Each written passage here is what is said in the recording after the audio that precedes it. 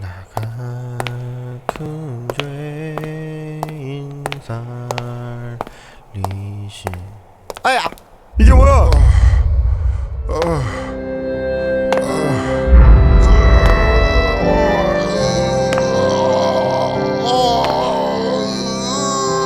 좁은 문으로 들어왔습니까? 좁은 문으로 들어온 사람은 좁은 길 걸어가야 합니다. 그러나 들어와 놓고는 겁이 나서 걸어가기를 싫어해요. 그리고는 넓은 길을 기웃기웃거리면서 그래서 적당히 교회만 드나드는 분들이 계세요. 그 결과 반드시 영생을 얻을 수 있다고 아무도 장담할 수가 없습니다. 생명이 실제가 됐다면, 이 신앙이 실제가 됐다면, 이 복음의 진리가 실제가 됐다면, 천국이 실제가 됐다면 억지로 죽지 못해 하는, 그냥 어렵고 힘들고 쥐어짜듯이 하는 이런 신앙생활이란 존재할 수가 없다는 것입니다.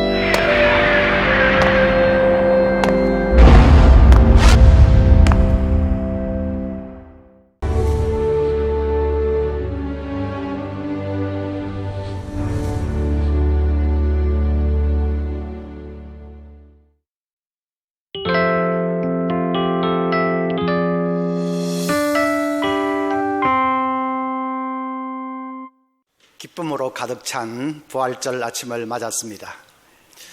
여러분, 예수님이 부활하셨다는 것이 무슨 의미가 있습니까? 우리에게 천국을 가르쳐 주기 위해서 예수님 부활하셨습니까? 예수님 이제 죽으시고 부활하셔서 승천하셔서 천국에 가셨으니까 천국을 가르쳐 주기 위해서 부활하셨습니까? 천국을 가르쳐 주시기 위해서라면 굳이 부활을 안 하셔도 됩니다. 부활을 안 하셔도 우리는 천국을 믿을 수 있습니다. 예수님이 십자가 위에서 강도한 사람에게 이렇게 말씀하셨지요. 누가복음 23장 43절을 보면 예수께서 이르시되 네가 진실로 내게 이르노니 오늘 네가 나와 함께 낙원에 있으리라. 낙원은 천국을 가리킵니다. 예수님은 죽으면 자신도 그 강도도 천국에 있게 될 것이라 그렇게 말씀하십니다. 그러니까 그 말씀 그대로 예수님 죽으셔서 천국에 가셨겠지요. 예수님이 허튼 말씀을 하시겠습니까? 그래서 굳이 부활하지 않으셔도 예수님은 죽어서 천국 가셨다. 천국은 정말로 있다. 우리가 그것을 믿을 수 있습니다. 그렇다면 예수님이 부활하신 것은 무슨 의미가 있습니까? 그것은 우리에게도 부활이 있다는 것을 가르쳐 주기 위해서입니다. 무덤 속에서 썩어져 버릴 수밖에 없는 우리 몸도 언젠가는 부활하게 된다 하는 것을 가르쳐 주기 위해서입니다. 언제지요? 예수님 재림하실 때입니다. 천사장의 호령과 나팔 소리와 함께 예수님 재림하실 때, 그때 우리 몸도 부활하게 될 것입니다. 요한복음 5장 28절부터 보면 이를 놀랍게 여기지 말라. 무덤 속에 있는 자가 다 그의 음성을 들을 때가 오나니 선한 일을 행한 자는 생명의 부활로, 악한 일을 행한 자는 심판의 부활로 나오리라 했습니다. 지금 우리가 죽어서 천국 가는 것은 영혼만 가는 것입니다. 우리 몸은 여전히 이 땅에 무덤 속에 머물러 있습니다. 그 몸은 주님께서 장차 재림하실 때, 그때 비로소 부활하게 됩니다. 그래서 천국에 있는 내 영혼과 결합해서 우리 몸은 영광스러운 몸으로 변화되게 됩니다. 그 몸이 어떤 몸이냐? 어떻게 영광스러운 몸이냐? 빌립보서 3장 21절 보면 그는 예수님을 말합니다. 그는 만물을 자기에게 복종하게 하실 수 있는 자의 역사로 우리의 낮은 몸을 자기 영광의 몸의 형체와 같이 변하게 하시리라. 바로 예수님의 부활체와 같이 변하게 된다 하는 말입니다. 오늘 말씀 보면 부활하신 예수님은 음식을 잡수셨습니다. 부활의 주님은 무슨 유령도 아니고 헛개비 같은 그런 것도 아니고 우리와 똑같이 몸을 가지고 계셔서 음식을 그대로 잡수셨습니다. 그런데도 그 몸으로 문을 닫아 걸었는데 그대로 들어오십니다. 시공을 초월하시는 것이죠. 그래서 예수님의 이 부활하신 몸은 분명히 몸을 가지고 있는데도 시공을 초월할 수 있는 능력의 몸이셨고, 다시는 아프지도 않고 물론 죽지도 않는 그런 불멸의 몸이었습니다. 우리도 장차 부활하게 되면 그런 영원 불멸하는 영광스러운 몸으로 변화되게 됩니다. 그때가 되면 이 세상도 완전히 새롭게 재창조가 됩니다. 지금처럼 죄에 찌들어 있는 이 세상은 다 사라지고 온 우주 만물이 새롭게 태어나게 됩니다. 그것을 성경에는 새하늘과 새 땅이라 그렇게 불렀습니다. 우리는 그 새하늘 새 땅에서 예수님과 함께 그 새로운 세계를 통치하면서 왕노릇하면서 살게 될 것입니다. 에덴 동산을 생각하시면 됩니다. 아담 하와가 에덴 동산에서 모든 그 동식물들을 관리하고 다스리면서 기쁨으로 살았지 않습니까? 죄만 없었다면, 타락만 하지 않았더라면 계속해서 그렇게 살았을 텐데 그만 타락을 해서 그 축복을 빼앗기고 에덴 동산에서 쫓겨났습니다. 이제 앞으로 새 하늘과 새 땅이 이루어지면 우리는 다시 에덴 동산에서처럼 그 새로운 세계에서 만물을 다스리며 살게 될 것입니다. 신락원이 복락원이 되는 것입니다. 다시 정리를 해보면 우리가 죽어서 천국 가는 것은 우리 영혼만 가는 것입니다. 몸은 여전히 이 땅에 남아 있습니다. 썩어서 흙으로 돌아가겠지요. 그 몸이 중요합니다. 몸이 없으면 그것은 나라고 할 수가 없습니다. 그냥 반쪽뿐인 나입니다. 이 몸이 주님 재림하실 때 부활해서 천국에 있는 영혼과 결합해서 그래서 영광스러운 몸으로 그렇게 변화되게 됩니다. 그것은 불신자도 비슷합니다. 불신자들이 죽어서 지옥 가는 것은 영혼만 가는 것입니다. 몸은 여전히 여기 남아있는데 그 몸도 예수님 재림하실 때에 부활해서 지옥에 있는 영혼과 결합해서 그래서 영원한 형벌의 장소에 던져지게 됩니다. 성경은 그곳을 불못이라고 불렀습니다. 불못 혹은 유황불못입니다. 그러니까 영혼만 가는 곳이 신자는 천국이고 불신자는 지옥이고, 몸까지도 다음에 다 가는 곳이 신자는 새하늘 새 땅이고 불신자는 불못이고 그렇습니다. 오늘 우리가 그것을 잘 구별해야 되겠습니다. 흔히 천국에서 영원히 산다 그렇게 말하는데, 엄밀하게 말하면 영원히 사는 곳은 천국이 아닙니다. 천국에서는 영원히 사는 것이 아니라 주님 재림하실 때까지만 우리 영혼이 일시적으로 안식하면서 머무는 것입니다. 앞으로 10년 후가 될지 100년 후가 될지 예수님 재림하실 때까지만 머무는 것입니다. 영원히 사는 것은 천국 그 다음에 새하늘과 새 땅에서 영원히 살게 됩니다. 물론 이해를 해보자면 이해를 할 수도 있습니다. 천국에서 영원히 산다 그 말을 이해할 수도 있습니다. 왜냐하면 일단 천국에 들어간 사람은 그 다음에 새하늘 새 땅의 그 복을 자동적으로 누리기 때문에, 그게 연결되어서 자동적으로 누리게 되기 때문에, 그래서 천국에서 영원히 산다 말해도 크게 틀리지는 않습니다. 저도 새하늘 새 땅 그런 거 잘 모르는 초신자들이나 다음에 VIP들에게 제가 설교할 때는 뭐 새하늘 새 땅 얘기하지 않고 천국에서 영원히 삽니다 그렇게 말할 것입니다. 그런데 좀 여러분은 초신자들이 아니시잖아요. 이제 엄밀하게 말하면 우리가 영원히 사는 곳은 새하늘 새 땅이고 그것이 진짜 복입니다. 예수님의 부활이 그것을 가르쳐 줍니다. 너희들도 부활해서, 그 몸도 다 부활해서 장차 새하늘 새 땅에서 영원히 살게 된다는 것을 예수님의 부활이 증거를 해주고 있는 것입니다.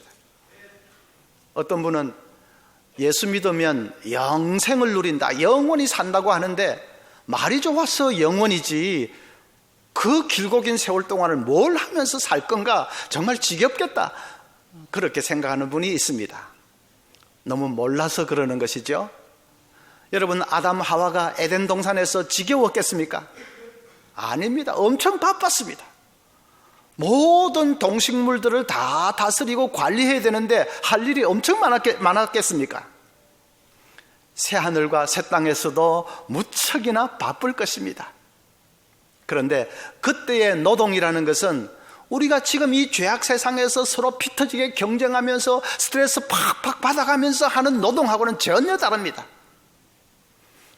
보람과 기쁨과 행복이 넘치는 창조적인 노동이 될 것입니다.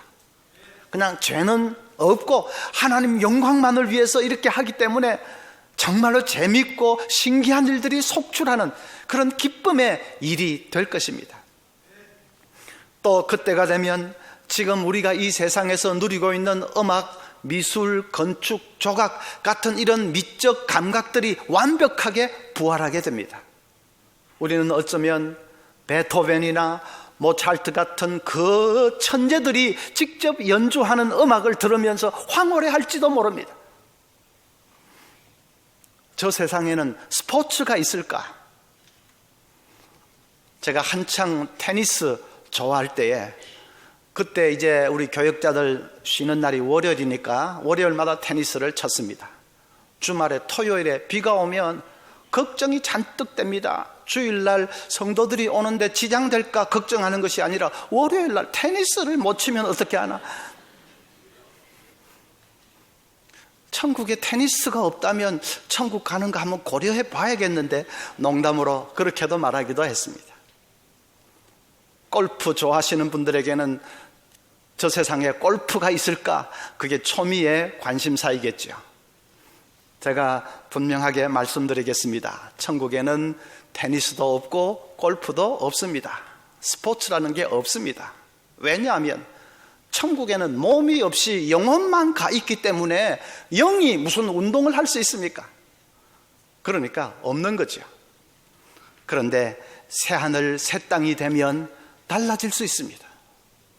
그때는 테니스도 있고 골프도 있을 수도 있습니다. 아니 어쩌면 그보다 훨씬 더 재미있는 그런 운동이 있을 수도 있습니다. 창의적이고 생산적이고 모든 미적인 활동이 가득 찬 세상이기 때문에 그렇습니다. 나는 애완견 없으면 못 사는데 저 세상에는 애완견이 있습니까? 그런 질문도 하시겠지요? 저희 집에서 기르던 뽀야 세상 떠난 지 이제 2주기를 맞았습니다. 지금도 집에 가면 좋다고 달려와서 팔짝팔짝 뛰던 그 모습이 한 번씩 그리워집니다.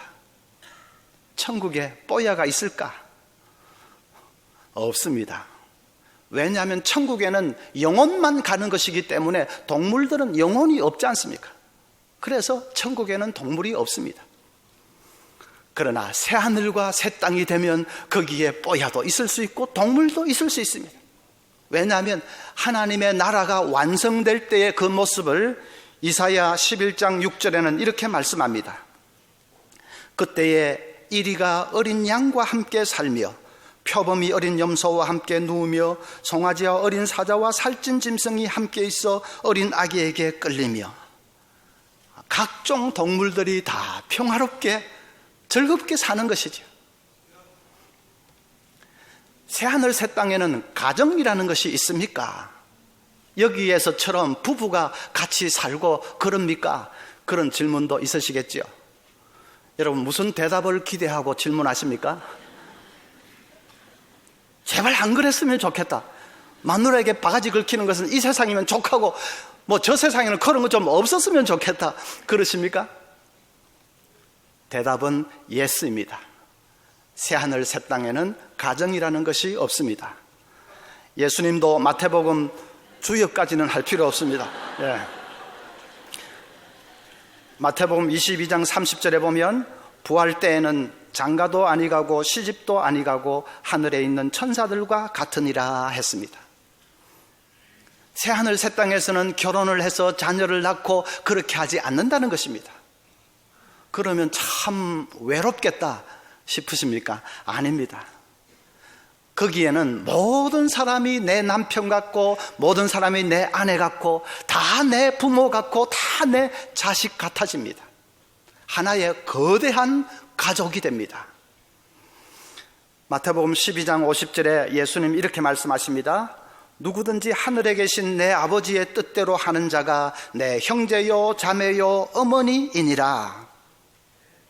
이 하나님 나라의 질서를 잠깐 보여주시는 것인데, 그 새하늘 새 땅에서는 무슨 혈육관계, 혈통관계, 그런 특수한 관계는 사라지고 모두가 다 형제, 자매, 부모, 자식 같은 그런 거대한 가족을 이루면서 서로 뜨겁게 사랑하면서 살게 된다 하는 것입니다. 무엇보다도 날마다 하나님을 배우면서 그 사랑 가운데 살게 됩니다.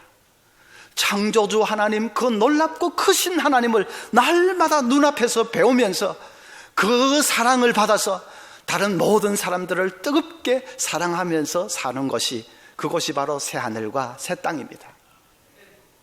예수님의 부활이 그 사실을 약속해 주고 있습니다. 자, 이것을 우리가 정말 믿는다면 그러면 이 땅에서의 삶을 어떻게 살아야 되겠는가? 첫째는 예수님 재림을 사모하면서 살아야 되겠죠.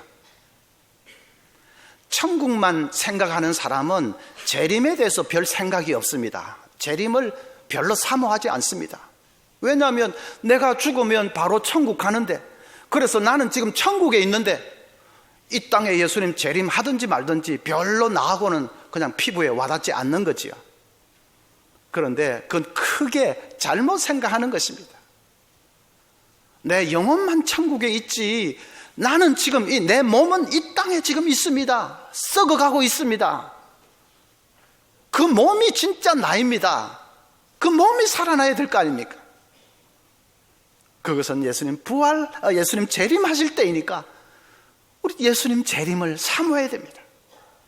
저는 우리 교인들 세상 떠나셔서 이제 장례 치를 때 제가 운구 행렬 제일 앞에 섭니다.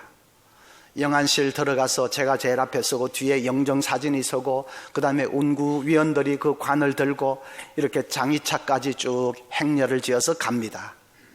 제일 앞에 서서 한 걸음 한 걸음 나아가면서 제 마음속에는 오직 한 가지 생각밖에는 없습니다. 주님, 언제 재림하실 겁니까? 빨리 오세요. 빨리 오셔서 이 사람 좀 일으켜 주세요. 이 좁은 관 속에서 답답하게 이게 뭡니까? 주님, 빨리 오셔서 이 사람 일으켜 주셔야 됩니다. 그 생각밖에는 없습니다. 여러분, 부모님 묘소에 한 번씩 찾아뵙지요. 가서 무슨 생각을 하십니까? 우리 부모님 천국 계시니까 그냥 그렇게 위로받고 오십니까? 아니면 아무 생각 없이 벌초만 하고 오십니까? 그 무덤 속에 계신 그분이 다시 일어날 때가 있다니까요. 가루로 재로 돌아가버린 그분이 창조주의 능력으로 다시 그 박차고 나와서 부활할 때가 있다니까요. 예수님 재림하실 때. 그래서 재림을 사모하지 않을 수 없습니다. 좀 빨리 오시면 얼마나 좋겠습니까? 지난 주간에도 벌써 2분 그 부모님들 장례를 치렀는데 빨리 오셔서 일으켜 주셔야지. 초기 교회 성도들은 만날 때마다 마라나타 하고 인사했습니다. 마라나타의 말의 뜻은 주여 오시옵소서 하는 말입니다. 그들은 만날 때도 마라나타, 헤어질 때도 마라나타, 늘 마라나타 하고 인사했습니다. 주여 오시옵소서. 우리의 인사도 그것이 되어야 되지 않겠습니까? 또 두 번째로는 죽음의 공포는 이제 멀리 던져버려야 합니다. 여러분, 죽음이 무엇입니까? 부활을 모르는 사람들에게는 죽음은 영원한 이별입니다. 죽음은 내 존재가 끝장이 나는 것이고 내 존재가 멸절되는 것입니다. 그래서 죽음은 저주고 형벌입니다. 그러나 우리는 주님 재림하시면 다시 깨어날 것을, 살아날 것을 압니다. 주께서 천사장의 호령소리와 나팔소리와 함께 영광 중에 재림하실 때에 주님께 우리 모든 죽었던 자들의 무덤 문이 열리고 살아나게 될 것입니다. 모든 하늘의 천군 천사들이 우렁차게 나팔소리를 울리면서, 그래서 예수님 재림하실 때에 무덤이 다 열리고 죽었던 자들이, 죽었던 어머니 또 부모님 일어날 때 상상만 해도 얼마나 그 가슴이 터질 듯이 벅찬 일입니까? 그래서 우리는 그런 걸 생각하면 죽음이라는 것을 새롭게 정의를 내려야 됩니다. 죽음이 뭡니까? 죽음은 잠입니다. 잠시 잠자리에 드는 것입니다. 평소보다 좀 길게 자기는 하겠지만 그러나 다시 깨어날 것이기 때문에 결국은 그것도 잠입니다. 그래서 두려워할 필요가 없습니다. 잠자리에 들어가면서 벌벌벌벌 떠는 사람이 누가 있습니까? 꼭 이런 것과 같습니다. 어린 아기가 소파에서 잠이 들었는데 얼마나 잤든지 이제 눈을 떠보니까 침대 머리맡에서 엄마가 환하게 웃으면서 내려다보고 있습니다. 분명히 소파에서 잠을 잤는데 누가 자기를 옮겨 놓았는지 눈을 떠보니까 침대로 몸이 옮겨져 있고 엄마가 환하게 웃으면서 바라보고 있습니다. 우리도 마찬가지죠. 잠시 죽음의 그림자가 우리를 덮을 것입니다. 그런데 그 다음 순간 눈을 떠보면 언제 누가 옮겨 놓았는지 내 몸이 새하늘 새 땅 그 영광스러운 곳에 서 있고 주님께서 환하게 우리를 영접해 주시는 것을 여러분 보게 될 것입니다. 할렐루야. 그래서 두려워할 필요가 없습니다. 이제 앞으로 언제인지는 모르지만 저나 여러분이나 마지막 순간을 맞겠지요. 그 전에 예수님 재림하시면 최고로 좋고요. 그리 안 되면 마지막 순간을 맞겠지요. 그때 꼭 기억하십시오. 이렇게 말씀하십시오. 이렇게 말하십시오. 주님, 저 이제 잡니다. 이제 자겠습니다. 조금 길게 잘지는 모르겠습니다. 주님, 빨리 오셔서 저 깨워주세요. 그렇게 말하십시오. 내 영혼을 아버지 손에 부탁하고 나 이제 자겠습니다. 세상의 수고와 안식, 무거운 고통과 그 모든 것 내려놓고 이제 자겠습니다. 그런데 깨워주셔야 됩니다. 오셔서 저를 깨워주세요. 그리고 잠자리에 드는 것이 죽음일 뿐입니다. 마지막으로는 고난과 시련을 이길 수 있습니다. 마크 부케넌 목사님에게 어떤 여인이 찾아와서 상담을 합니다. 그 여인은 어린 시절부터 주위에서 학대를 당했고 친척이라는 사람들로부터 성폭행을 당했습니다.